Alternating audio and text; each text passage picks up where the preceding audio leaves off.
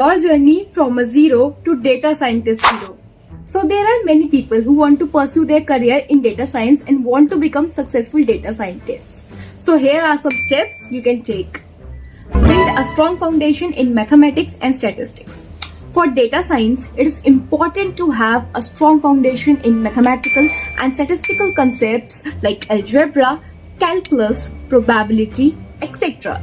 Second, learn programming languages and tools. Familiarize yourself with libraries and fundamentals such as pandas, numkey, scikit-learn, etc.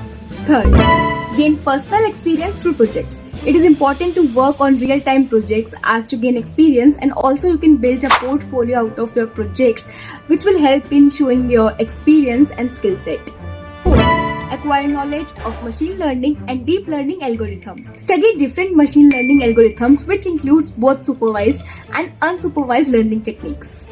Also make sure to familiarize yourself with deep learning frameworks such as TensorFlow and PyTorch.